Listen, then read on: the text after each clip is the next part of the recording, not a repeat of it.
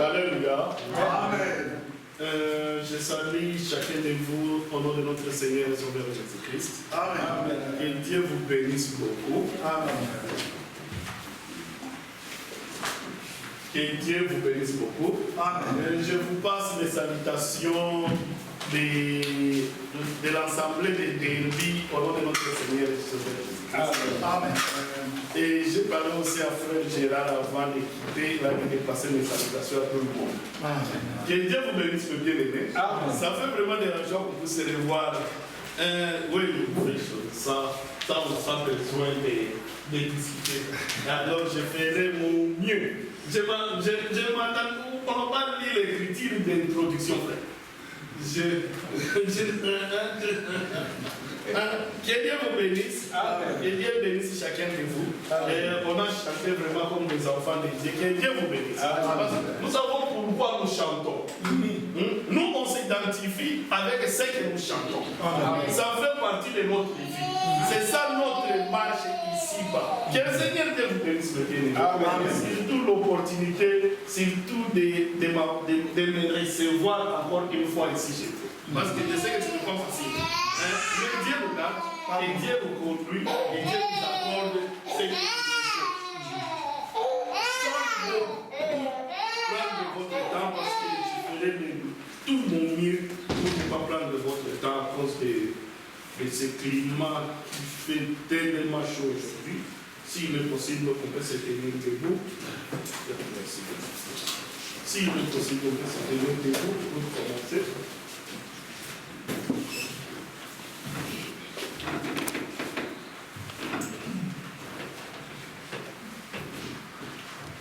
La fois passée, lorsque j'étais de passage ici, on a introduit un sujet là un peu capital, très capital pour le temps que nous sommes en train de parcourir maintenant. Nous allons lire ça dans Matthieu. Nous sommes dans Matthieu 24, à partir de verset. On va lire seulement verset 14. Dieu voulant, on va voir comment est-ce que Dieu va nous conduire pour un peu élaborer ce sac. Je suis ici pour quelques jours, donc on est ensemble aujourd'hui, on sera ensemble encore également. Si Dieu voulant, ce n'est pas mon programme, c'est Dieu. C'est Dieu qui est le maître du programme, parce que c'est lui qui fait tout pour l'honneur de son nom. Il fait tout pour lui-même. Alors nous, on ne fait que le suivre. On ne fait que s'associer à ce que lui, il a augmenté. Parce que c'est une grâce, là, mon frère. Il n'y a pas une grâce si grande que celui-ci. Dieu puisse vous associer dans ce qu'il est en train de faire. Amen. Et il nous a associés, toi et moi. Nous prenons part là. Donc ce n'est pas notre business. Non. Le business appartient à lui. Lui nous a seulement invités. Et c'est pour cela que nous sommes en train de marcher avec lui. Amen. Et vraiment, ça fait la joie. Ça fait la joie lorsqu'on regarde ça et on voit ce que Dieu est en train de faire. Et il nous garde. Et surtout, ça fait beaucoup la joie de voir chacun de vous. Dieu vous garde, mon frère. Dieu vous garde, ma soeur. Loué soit son nom. Alléluia. Que son nom soit glorifié. Ça fait vraiment la joie de voir. Ok, on va lire le verset 14 du chapitre 24. Juste le verset 14. Et puis, on va lire le reste après. Juste le verset 14. Matthieu 24, verset 14, c'est où? Il dit ceci. Cette bonne nouvelle du royaume sera prêchée dans le monde entier pour servir de témoignage à toutes les nations. Alors viendra la fin. Prions. Mon âme te loue, mon âme te glorifie. Je te rends gloire et grâce pour l'opportunité si merveilleuse que vous m'avez apportée, vous m'avez donné d'être ensemble avec les bien-aimés. Que ton nom soit loué, ô Seigneur Dieu, que ton nom soit glorifié. Tu n'as pas considéré combien de fois nous sommes infidèles. Tu n'as pas considéré combien de fois nous sommes des fautifs. Par ta grâce, chacun de nous dormait, ne savait même pas ce qui s'est passé à côté de nous. Mais combien tu nous aimes, tu as permis que nous puissions être comptés parmi les vivants aujourd'hui. Que ton nom soit glorifié. Que ton nom soit glorifié. Il n'y a rien de plus que nous pouvons apporter devant toi. C'est pour cela que nous amenons seulement nos cœurs. Prends nos cœurs, ô éternel Dieu, et toi-même traite avec ça selon ta volonté. C'est toi qui veux que nous puissions être saints. Nous sommes nés dans ce monde corrompu. Depuis notre naissance, nous sommes corrompus. Mais toi, tu veux que nous puissions être saints. C'est pour cela, dans ce petit temps que nous serons avec nos bien-aimés, sanctifie-nous. Amen.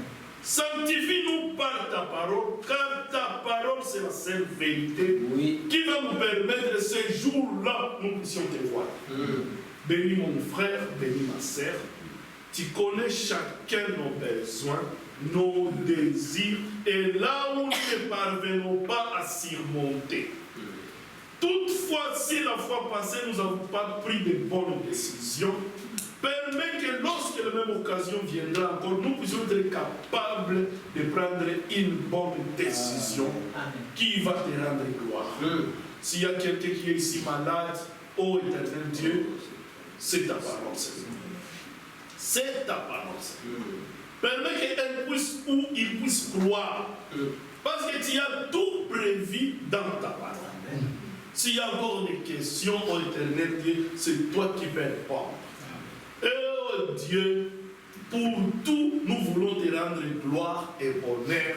Bénis même les jeunes gens parmi nous, les enfants, que chacun de nous ne puisse pas gaspiller son temps aujourd'hui pour rien, mais donner à chacun de nous une portion de toi. Amen. Lorsque nous allons sortir ici, nous allons sortir avec une portion. Amen. Et cela nous permettra encore de marcher en attendant ton retour. Amen. Bénis-nous, sois avec nous, au nom de notre Seigneur et Sauveur Jésus-Christ. Amen.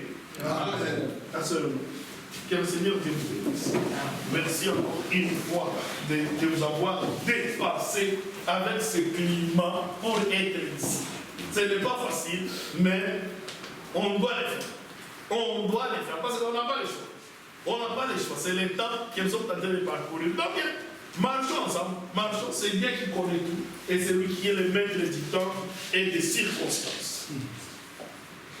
Le verset que nous venons de lire dit ceci. Cette bonne nouvelle du royaume sera prêchée dans le monde entier pour servir de témoignage à toutes les nations. Alors viendra la fin. Sans distinction, tout le monde sait que nous sommes à la fin. Et sans distinction, tout le monde sait que cette bonne nouvelle du royaume est en train de parcourir le monde entier. Aujourd'hui, dimanche, partout, dans tous les coins du monde, on est en train de lire la parole. C'est ce que Dieu a dit. C'est Jésus lui-même qui a dit cela. Comment ça a commencé? Ça a commencé un jour lorsque les disciples voulaient lui impressionner avec ce que l'homme a fait. Lorsque vous commencez au verset 1 du chapitre 24. Comme Jésus s'en allait au sortir du temple, ses disciples s'approchèrent pour lui faire remarquer les constructions. Enfin, ils voulaient impressionner Dieu de ce que l'homme a fait. Et qu'est-ce que Dieu leur répondra?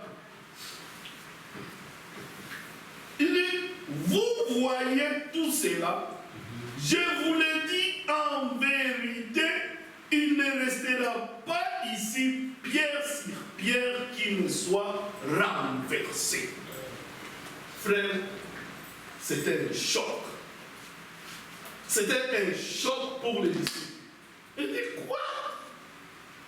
Mais vous ne savez pas combien il a appris à nos ancêtres pour construire cette table. Frère, nous, êtres humains, nous sommes limités. Nous sommes limités dans... C'est ça. Mais dans nous, il y a quelque chose de grand. C'est cette profondeur, cet désir d'arriver à la perfection. C'est ça, c'est ce qui nous attire. Pourquoi? Parce que lorsque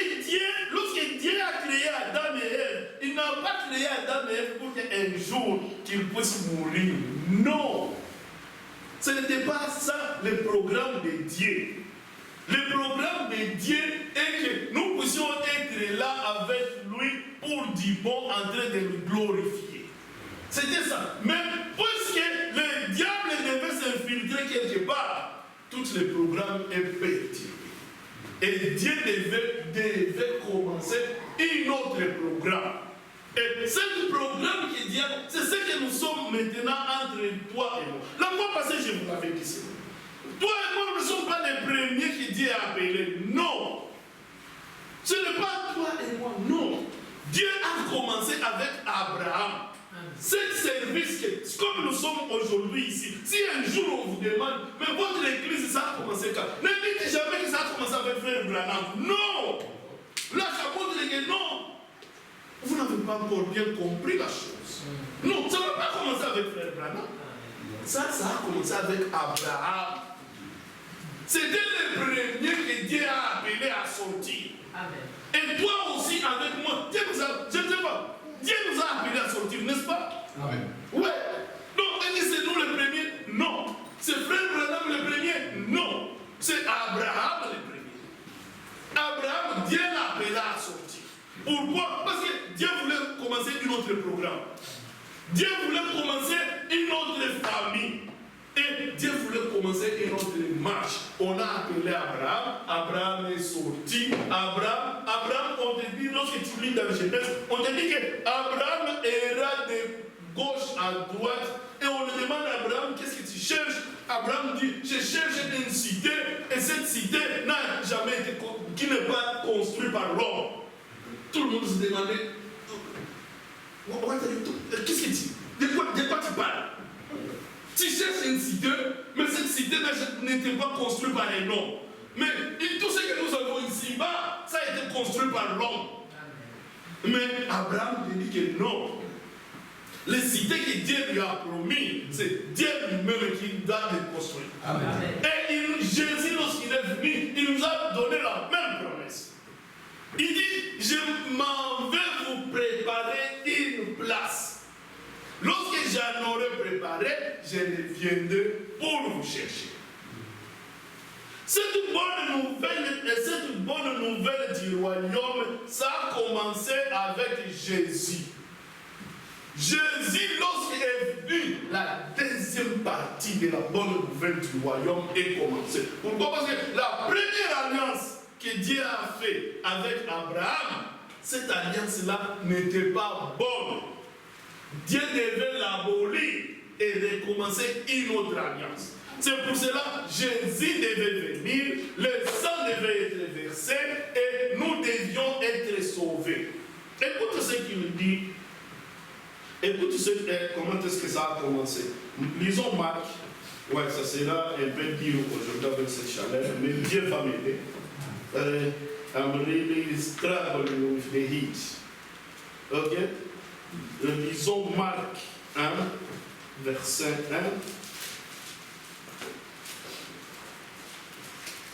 Marc 1, verset 1. Marc 1, verset 1 jusqu'à 3. Écoute ce qu'il dit. Commencement de l'évangile de Jésus-Christ, fils de Dieu, selon ce qui est écrit dans Ésaïe le prophète. Donc, cet évangile, c'est Jésus lui-même qui devait aller et le prêcher. Et il dit que non, c'est ici le commencement de l'évangile de Jésus-Christ, fils de Dieu. Et qui a annoncé cela? Ça a été déjà annoncé par les prophètes. Et qu'est-ce qui s'est dit? Il dit que j'enverrai mon messager devant vous. Le messager ira, qu'est-ce que le messager va faire? Il ne ferait que... Si nous continuons, qu'est-ce qu'il dit? Il nous dit, voici j'enverrai devant toi mon messager, qui préparera ton chemin. C'est la voix de celui qui crie dans le désert. Et on connaît tous ces mots. Nous tous, nous connaissons tous ces mots. Mais qu'est-ce que nous voulons dire aujourd'hui? Qu'est-ce que nous voulons nous rappeler aujourd'hui? À propos de cette bonne nouvelle du royaume qui devait être prêchée partout au monde entier. Avant de continuer, écoute ce que frère Franck. Écoute ce que frère Franck. Je suis dans... Ça c'est lettre circulaire 25 de 1981. Écoute ce que frère Franck. Il dit ceci. Au cours des mois passés, et plus particulièrement lors de mon dernier voyage à l'Afrique, j'ai toujours été amené à réfléchir à ce que le Seigneur voulait dire par l'évangile du royaume. Donc, frère Franck aussi s'est demandé la même question. La même question qu'on se demande aussi aujourd'hui. Lorsque le Seigneur parlait l'évangile du royaume, qu'est-ce qu'il voulait dire? Écoutez ce que frère Franck dit. Il continue. J'ai toujours été amené à réfléchir à ce que le Seigneur voulait dire par l'évangile du royaume. Autant que je puisse en juger, ce service doit s'accomplir de deux manières. Donc, il dit ceci. Donc, cet évangile du royaume a deux étapes. Il y a deux, ce service doit s'accomplir de deux manières. Et il donne ce point. Tout d'abord, il s'agit d'appeler l'épouse à sortir de la confusion par le message du temps de la fin. C'était ça, premier point du message. Frère, premier point du message est de nous appeler à sortir. Et lorsque tu lis cela, tu te réfères directement à quoi ça? On se réfère directement à quoi? 2 Corinthiens 6. On se réfère directement à 2 Corinthiens 6. Qu'est-ce que 2 Corinthiens 6 dit? On peut lire cela rapidement. 2 Corinthiens 6, 17. C'est pourquoi, 2 Corinthiens 6, 17, il dit ceci. C'est pourquoi sortez du milieu d'eux et séparez-vous, dit le Seigneur. Ne touchez pas à ce qui est impie. Premier point de cet évangile du royaume, c'est de nous appeler à sortir.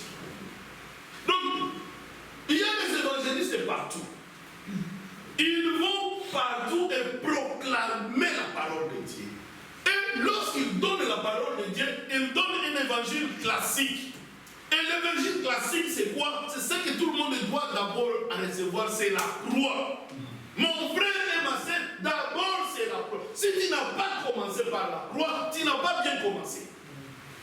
Non, tu n'as pas bien commencé. Nous tous, nous devons passer par la croix. C'est là. Donc, la nouvelle naissance reste catégorique.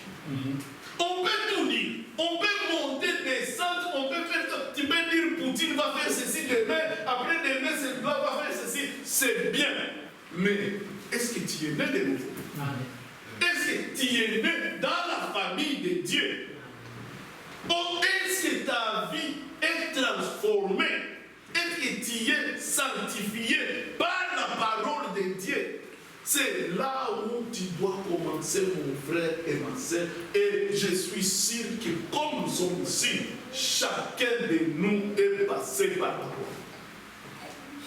Je sais qu'il y a des bébés, parce qu'il y a des bébés. Il y a des bébés. Le bébé, lorsqu'il est né, un enfant, lorsqu'il est né, c'est fini, frère. C'est un enfant dans la maison. Il n'y a plus rien fait. Ce n'est pas lorsqu'un enfant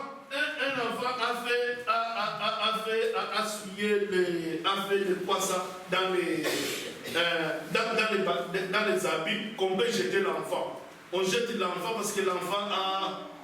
Comment vous appelez ça chez vous? Donc l'enfant a fait le poisson dans... Non! Non, on ne fait pas ça. Qu'est-ce qu'on fait? On nettoie l'enfant. C'est ça. Donc, en anglais, on dit, you cannot throw the baby in the sink. Donc, tu es en train de laver l'enfant l'enfant fait les caca dans l'eau que tu es en train de les laver. Maintenant, toi, tu jettes de l'eau et l'enfant et le bassin. Non. Non, c'est l'enfant. Il est déjà né. Qu'est-ce que tu vas faire? Tu vas nettoyer l'enfant. Hein, c'est ça l'évangile. L'évangile est là pour nous nettoyer. Amen. Seulement nous nettoyer. Frère, nous sommes nés avec des mauvaises caractères. Non, il y a personne qui va se tenir ici et dire, même frère Branham avait des problèmes. Frère Branham a menti. Une fois, il a menti. Oui, parce que c'est le corps. Ce corps va toujours nous décevoir. Ce corps va toujours. Donc, Paul dit, je tiens ce corps digne. Donc, je le tiens dire à ceux qui ne puissent pas m'aider. Mais ça va toujours te décevoir. Parce qu'avec ça, personne ne verra Dieu. Avec ce corps, personne. Donc, mais cela ne dit pas que tu ne vas pas le traiter. Oui, traite ça. Donne ça ce que ça demande, mais selon les normes et les principes de la parole. Amen. Donne ça si le corps veut que tu puisses acheter un avion. Tu as les moyens, achète un avion, frère. Il n'y a pas de problème. Si le corps veut étudier à l'université, étudier les médecines et devient je ne sais pas quel genre de docteur, c'est bon. Mais ne venez pas ici pour transformer les femmes aux hommes. C'est là où maintenant tu commences à mal utiliser ce que Dieu t'a donné. Mais venez ici pour traiter les cancers, oui. Traite les cancers, oui. Traite la diabète, oui. Mais lorsque tu viens ici, chez toi maintenant les spécialistes, les enfants, les petits enfants, lorsqu'ils viennent te voir, au lieu de les conseiller que non, ce n'est pas juste un petit de 6 ans qui vient de me conseiller que non, ce que je vois vraiment que tu devais être une fille. Mais quelqu'un qui te parle comme ça, il faut voir ce doctorat qu'il a. Donc, lorsqu'il met ça au milieu, tu vas fouiller. Des doctorats et des doctorats. Qu'est-ce qui ne va pas dans ta tête? Alors, c'est ça, cette corps. Cette corps va. Mais ce que Dieu nous demande, c'est de marcher toujours dans les principes et les normes de sa parole. Qu'on puisse. Donc, c'est ça l'évangile classique. Partout où tu vas passer, on présente la croix. Et lorsqu'on présente la croix comme il faut, mon frère et ma soeur, Dieu agrée à cela et il y a même des miracles. Parce qu'on se souvient lorsque les autres là venaient à l'Afrique, c'est qui? Des bombes c'était qui? Ces évangélistes américains là qui venaient en Afrique pour présenter. On va voir, on a enfermé tout un stade rempli de gens. Et il va prêcher, il prêche seulement quoi? Il prêche seulement la croix. Mais il ne va pas traiter le péché. Pourquoi? Parce que ce n'est pas ça son problème. C'est ça l'évangile classique. Mais lorsque l'évangile du royaume vient, l'évangile du royaume ne vient pas seulement te montrer la croix, mais il te rappelle aussi que non, tu dois accepter de l'eau pour te laver. L'enfant est sorti, il est en train de jouer, il revient là en train d'essuyer. Qu'est-ce que le papa va lui dire? Qu'est-ce que maman va lui dire? Non, on va d'abord te laver. C'est ça. C'est là où commence l'évangile du royaume. L'évangile du royaume commence par te dire sortez. Même si tu as reçu Jésus, même si tu es baptisé, sortez au milieu d'eux. Et surtout, lorsque tu sors, ne touchez à rien ce qui est de bien. Ne touchez à rien. Parce que Dieu veut nous recevoir. Dieu veut être notre Père. Mais pour qu'il puisse, nous devons d'abord accepter ces instructions. Dans la maison, notre Dieu, c'est un Dieu responsable. C'est un Père responsable. Un papa, ce n'est pas un grand-père. Dieu n'est pas un grand-père. Non, Dieu c'est papa. C'est notre Père. Donc, il corrige. Et lorsqu'il corrige, c'est parce que tu as fait quelque chose qui ne va pas. Donc, frère, on est en train de dire, ça c'était la première partie.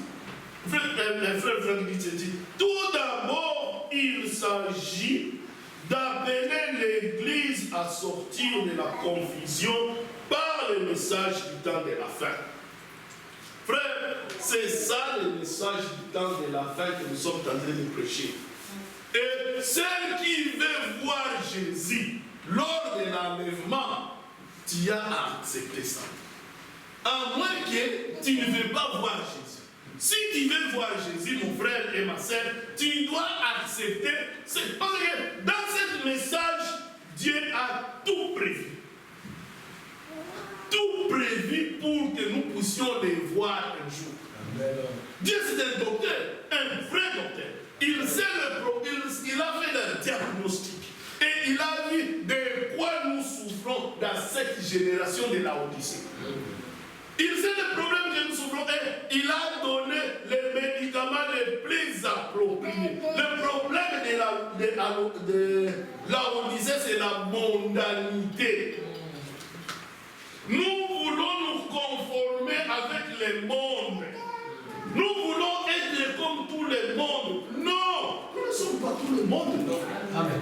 Nous ne sommes pas comme tous les autres, ma sœur. Non, nous sommes spéciaux. Je ne sais pas comment est-ce que vous n'arrivez pas à réaliser combien de fois nous sommes spéciaux. Dieu est le créateur de la terre et des cieux. Il a fait tout son programme et il a révélé cela à toi et moi. Nous connaissons tous les détails du programme de Dieu. Mais nous voulons être comme tout le monde. Non. Est-ce que vous avez le prince ici, vous avez le prince héritier ici. Il est comme tout le monde. Non. Non, il n'est pas comme tout le monde, frère. Pourquoi la nature ne nous enseigne pas? La nature doit nous enseigner. Regardez seulement la vie de ce prince. Je peux vous dire, de chez nous, non, frère, il n'est pas comme tout le monde. Donc, pour lui, tout est programmé. L'État, il va se réveiller. Ce qu'il va faire, tout est programmé. Ce n'est pas seulement, papa, on vient au coup d'aller dans la leader. Tu les racontes la leader. Ah non! Un prince, tu les racontes la leader. Juste comme ça. On le demande maintenant, bon, il est avec des choses de ma papa. Donc, en train de déambuler. Non! Non!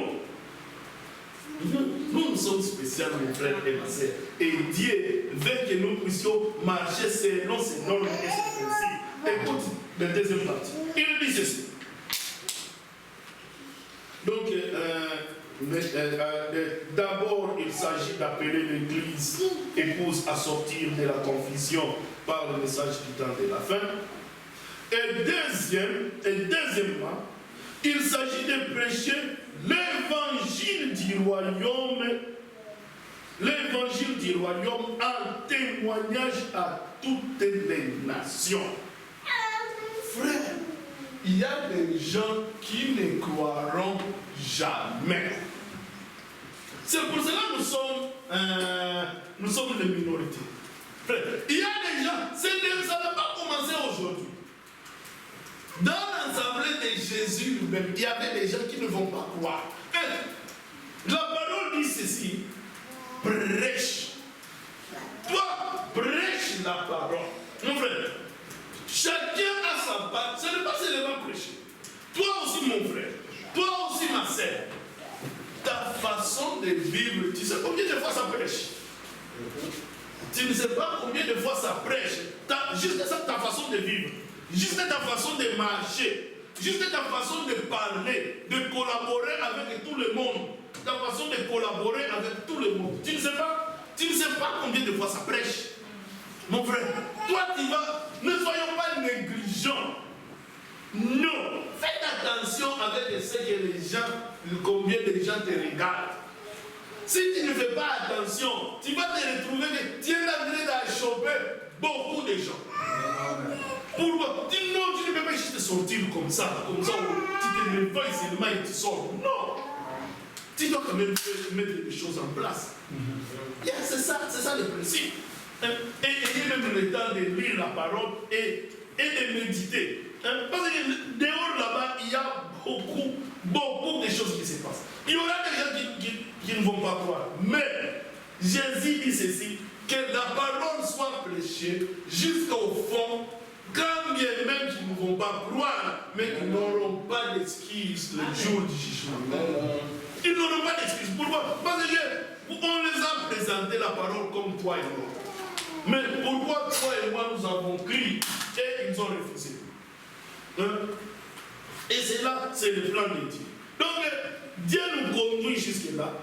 Dieu est en train de nous aider à tel point que nous puissions marcher convenablement selon son programme. Avant de lire Corinthiens 2, comme on l'a déjà dit, écoutez d'abord ce qu'il dit dans toujours Corinthiens 6, verset 1. Il dit ceci. Puisque nous travaillons avec Dieu, nous vous exhortons à ne pas recevoir la grâce de Dieu en vain. Car il est dit, au temps favorable, j'étais exaucé, au jour du salut, j'étais secouru. Voici maintenant les temps favorables. Voici maintenant les jours du salut. Nous sommes à la fin, mon frère. Même les climats prouvent que nous sommes à la fin. Toutes choses prouvent que nous sommes à la fin. Mais est-ce que nous autres, nous sommes prêts? Est-ce que nous sommes prêts? Parce que frère, c'est que nous devons comprendre que non.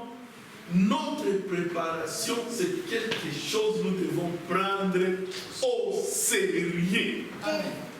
Notre préparation, comme nous sommes ici, donc, ne prenez pas cela à la légère, frère. Parce que tu sais, les temps de stop. Toi, tu peux te stopper, en marchant, tu stoppes. Est-ce que tu penses que les temps stoppent? Non. Tu vas dormir. Tu penses que les temps aussi dorment? Non. Le temps continue à aller. L'enfant est né, après une année, l'enfant a maintenant une année, on fête l'anniversaire, après 2 ans, mais vous oubliez que chaque jour qui passe, cet enfant s'approche à sa fin. Parce qu'il a déjà commencé. Il a commencé le jour qu'il est né. Donc, c'est pour cela, parmi nous, il y a des gens qui verront Jésus face à face. Et il y a des gens qui ne verront pas Jésus, comme je vous avais dit la fois passée, mais qui vont s'endormir en attendant cet appel-là pour qu'ils puissent se réveiller. Mais faites un effort avant que tu t'endors. Il y a le monde appelle ça mourir. Et je sais que nous, aujourd'hui, la société, comme on est assez développé, on n'utilise même plus ces mots-là, mourir. Non. Parce que ça choque les autres. Comment est-ce que ça choque les autres? C'est une réalité qui est là. Dieu nous a donné quand même, c'est tout un dictionnaire. On ne sait pas, on va changer le mot mourir, on met dormir. Ce n'est pas encore mal. Donc, c'est ça le problème. Donc, il y a ceux qui vont dormir. Mais est-ce que tu es prêt avant de dormir? Parce que tu ne sais pas ça, lorsque ça va arriver. Ça t'arrivera, faites que ça puisse arriver, mais tu es prêt, mon frère. Parce que si tu n'es pas né de nouveau et tu dors, si tu n'as pas le Saint-Esprit et tu meurs, frère, tu ne vas pas te réveiller. Tu es parti, fini. On se retrouve où? À la fin, pour le jugement. Il y a une cérémonie qui est en train. L'invitation a été lancée. L'invitation a été, comme nous sommes ici, nous sommes en train de donner l'invitation. Prendre part à ce que Dieu est en train de préparer. Au mariage des noces, prendre part à cela. Il faut être prêt. C'est pour cela notre préparation, nous devons prendre cela au sérieux. S'il y a ce que nous devons prendre au sérieux, c'est notre préparation, mon frère. Ce n'est pas nos études, ce n'est pas nos affaires. C'est là que détermine là où nous allons passer notre éternité. Où est-ce que tu veux passer ton éternité? Où est-ce que tu veux passer? Où est-ce que tu veux que tes enfants puissent passer leur éternité? Est-ce que tu as au moins le temps de dire aux enfants ce que Dieu a fait pour nous dans cette génération? Frère, vous êtes en train de marcher avec les enfants. Il y a encore beaucoup à apprendre aux enfants. Beaucoup. Apprenez les enfants l'histoire de notre salut. Comment Dieu a commencé jusqu'aujourd'hui. Donc vous êtes dans la voiture. Apprenez aux enfants, frère. C'est bien, c'est d'apprendre. Vous êtes dans la voiture en train de répéter la multiplication avec les enfants. Il y a 2 fois 2, 4 fois 4, 6. Mais souvenez-vous aussi de leur dire ce que Dieu a fait avec Abraham. Souvenez-vous aussi de leur dire ce que Dieu a fait avec... c'est bon, le soir, ma sœur. Surtout, ma sœur. C'est votre responsabilité. C'est très bien. Le soir, vous êtes assis là-bas à faire les devoirs à domicile avec les enfants. C'est très bien. Parce que ça donne la fondation à l'enfant. Mais après cela, souvenez-vous aussi que là où il va passer l'éternité, Dieu nous a donné ces bagages-là. Dieu nous a donné cette responsabilité. Nous devons vivre ici, oui. Nous sommes obligés de traiter ces corps, comme je viens de le dire, de vivre ici, avec les 5 sens, pour entrer en contact avec le matériel. C'est pour cela que nous avons besoin de ces 5 sens. Mais le 6e sens, c'est la seule chose qui permettra que nous puissions être en relation avec notre Dieu. C'est ça le Saint-Esprit. Et tu n'auras pas ça si tu n'es pas encore né. Comment est-ce que vous allez donner un nom à l'enfant qui n'est pas encore né? Je sais que vous êtes trop ambitieux. Il y a ceux qui commencent à faire cela. Ça va seulement être ambitieux. Qui t'a dit que lorsqu'il est né, il est mort né, alors il va partir avec les noms? Non. On attend que l'enfant soit là. Lorsque l'enfant est là, on sait qu'on a déjà une vie, on peut lui donner les noms, on peut commencer à acheter les habits. Même dans la maison de Dieu. C'est la même chose dans la maison de Dieu. Donc, on doit faire le tout possible pour garder ces 2 conduites. Ces 2 conduites, donc, tu fais tout ce que tu dois faire pour vivre ici et fais le mieux pour ton éternité. Parce que Dieu est déjà parlé, frère. Il n'y a rien de nouveau. Écoute ce que Paul dit aux Hébreux. C'est le Paul dit aux Hébreux. On sait toujours tenir là parce que tu es en train d'attendre quelque chose de nouveau. Non, on ne verra que répéter ce qui est déjà là parce que Dieu a déjà parlé. Et Dieu a parlé avec son serviteur, c'est fini. Nous ne verrons que continuer à manger ce qui est déjà là. Écoute ce qu'il dit. Hébreux 1 à partir du verset. Il dit ceci.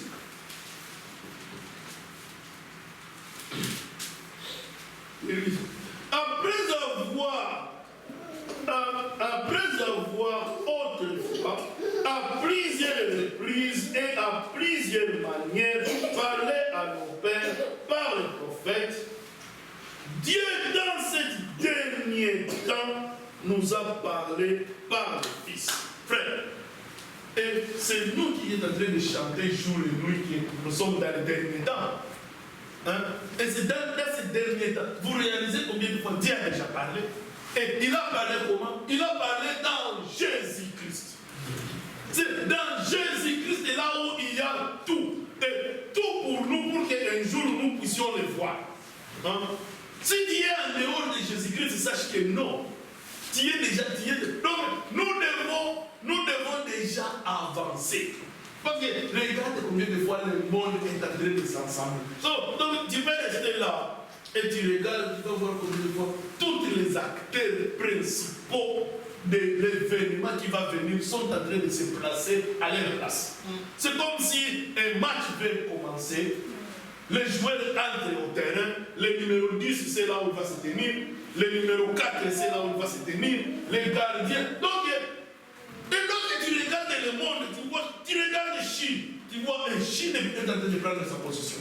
Tu regardes la Russie est en train de prendre sa position. Europe est en train de prendre sa position. Vote. Alors toi et moi, est-ce que nous connaissons notre position? Parce que d'ici là on va siffler. Et c'est alors que ça commence, alors on commence à chercher nos positions. C'est maintenant le temps de se démarquer. Frère Branham disait ceci, si tu veux connaître le temps, regarde à l'heure. Si tu veux connaître le jour, regarde le calendrier. Si tu veux connaître ce que Dieu est en train de faire aujourd'hui, regarde à Israël. Israël s'est déjà démarqué. Israël sait sa place. Il est dans... Frère, il n'y a rien de nouveau qui va arriver. Ce que nous attendons seulement, c'est le sifflet et le match commence. Et le match commence. Alors, Dieu dit que cela ne doit pas arriver avec toi et moi ici. C'est nous l'épouse. L'épouse doit d'abord partir pour que la situation catastrophique puisse entrer. Mais tu vas voir combien de fois l'épouse est encore relaxée. Il est en train de faire ses affaires.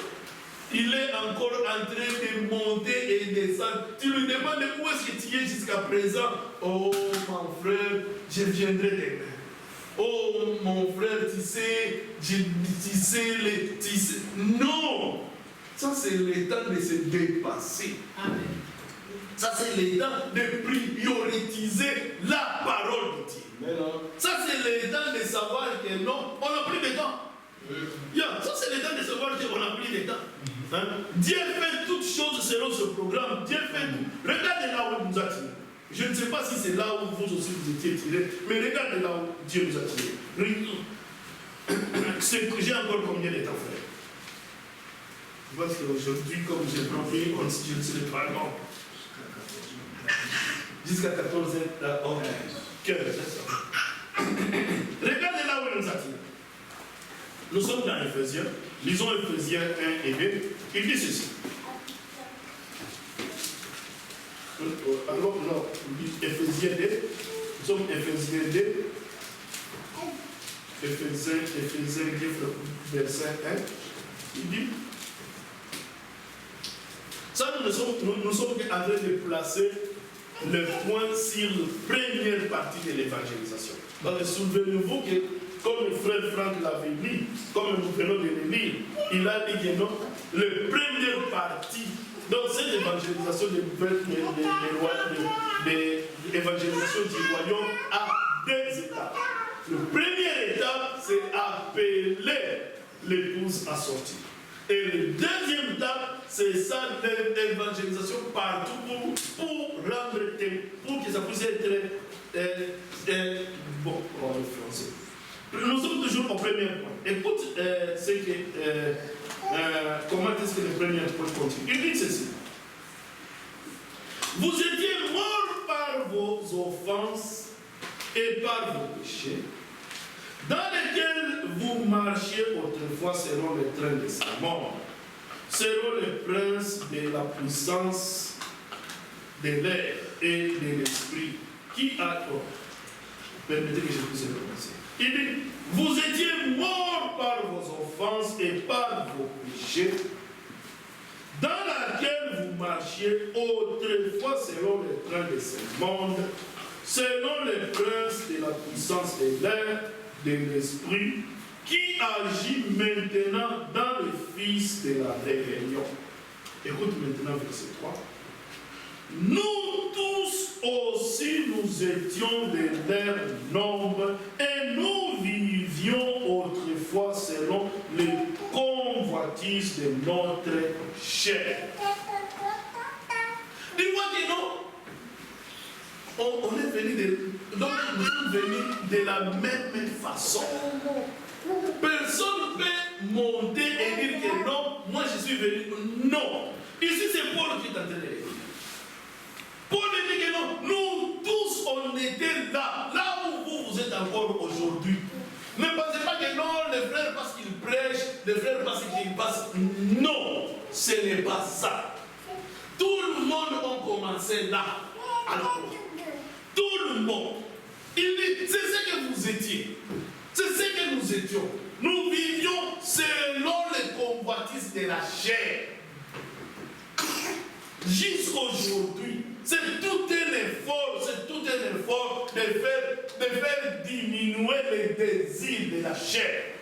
La chair veut des choses qui sont contraires au plan de Dieu. Très contraire, frère. C'est terrible ce que la chair fait. À ce moment, lorsqu'il fait chaud comme ça, la chair aimerait bien être au piscine. Dans l'eau, là, il y a beach ici chez vous. C'est quoi Mer du Nord. Quoi? Mer du Nord. Beach, c'est quoi? Plage. Il y a plage où il y a la neige aimerait être aux plages, il y a déjà tout enlevé. Donc les sandales, ça c'est ce que les corvées. Mon frère, mais regardez maintenant ça dans la parole de Dieu. Prenez maintenant les brochures. On est en train de dire que non. Dieu est en train de lire la Bible lorsqu'il fait noir. Prenez aussi les brochures. Et regardez aux brochures là, cherchez du matin au soir. Si tu vas trouver là où tu diras d'aller aux plages ou d'aller à la piscine. Parce que non. Frère Branham est en train de dire ceci. Il dit que non. Chaque fois il monte au kilo. S'il monte au kilo, il vérifie le poids. Si le poids a augmenté, il dit ce qui veut dire que non, j'ai rétrogradé. Parce que le poids a augmenté, lui il dit qu'il a rétrogradé. Ce qui veut dire que non, il ne prie pas suffisamment, il ne gêne plus suffisamment, il ne lit plus suffisamment. Il traite bien. Je ne sais pas si vous connaissez l'histoire des deux chiens. Je vais vous raconter l'histoire des deux chiens. Dans chacun de nous, il y a ces deux chiens. Frère Branham nous dit, quelqu'un est venu le voir, nous demanda de pitié. Il dit, non, moi, j'ai un souci, ma chère. Il y a un combat. Il y a des chiens qui se disputent à moi, le noir et le blanc. Frère Branham écoute.